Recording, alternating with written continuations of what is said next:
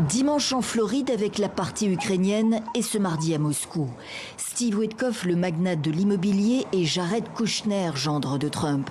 Hommes d'affaires, millionnaires, ce sont eux qu'envoie Washington au Kremlin pour poursuivre les négociations sur un plan de sortie de guerre en Ukraine amendé des derniers pourparlers. Le plan initial en 28 points était ouvertement pro-russe. L'administration Trump travaille d'arrache-pied, affirme la Maison-Blanche. Je pense que l'administration est très optimiste. Le contexte politique ukrainien ne joue pas en faveur de Kiev, ajoute la porte-parole. Écoutez, le président a été très clair. La corruption n'aide jamais. La question la plus difficile à résoudre, c'est celle des territoires convenait Volodymyr Zelensky de passage à Paris lundi. Moscou veut pousser l'Ukraine à des concessions de gré ou de force.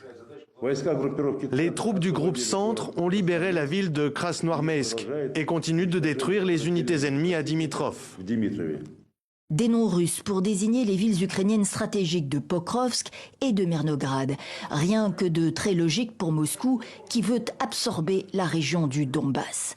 Le contrôle russe de Pokrovsk, que les Ukrainiens ne confirment pas, compliquerait le ravitaillement des forces ukrainiennes sur la ligne de front et faciliterait la poussée des Russes vers Kramatorsk et Sloviansk.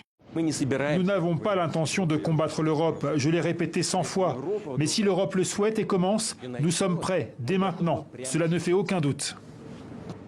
Un dirigeant russe qui tient la corde et qui joue le temps. Une administration Trump médiatrice avant tout focalisée par le business et les contrats selon la presse financière américaine. Et des Européens toujours écartés des négociations directes, réduits à attendre.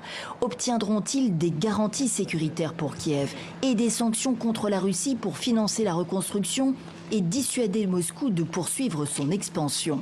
Malgré la diplomatie, malgré l'aide financière et militaire et plus de 3 ans de guerre meurtrière, la crainte d'une Ukraine sacrifiée plane en Europe.